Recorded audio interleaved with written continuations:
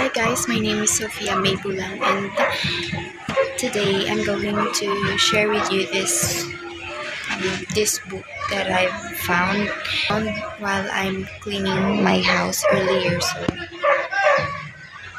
grade 6. Yes, I know grade 6, but who knows? Mamaya sobrang kabahan ako nito. And walang kuryente sa amin. Like legit, walang kuryente yung mga kapitbahay namin. Luckily, we have solar panel and that's it. That's only our share. So now let's proceed to solving mathematics. Question mark.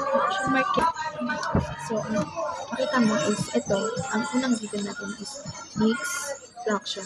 Is ito, normally citizen. Paano ito kung improper fraction? Gagawin natin is plus 1.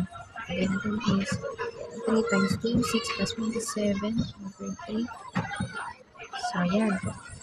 Yan na. Hindi ko tayo natin lahat. Nagkahilahan tayo. Gagawin natin. 7 times 2. Dali, magsagot ka. 7 times 2. 14. 3 times 14. Wait lang, gagawin natin yung times.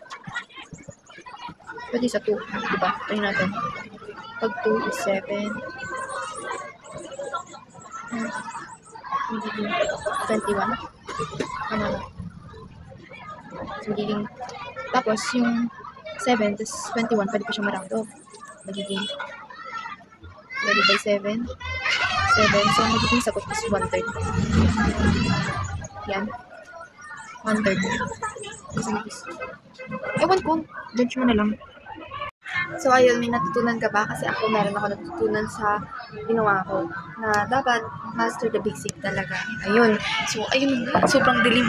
Sabi ko sa inyo blackout talaga. Kaya naboboard ako. So, next naman, di ba kanina number 3? Itutuloy ko hanggang sa magsama. Hanggang sa bumalik yung kuryente. Char.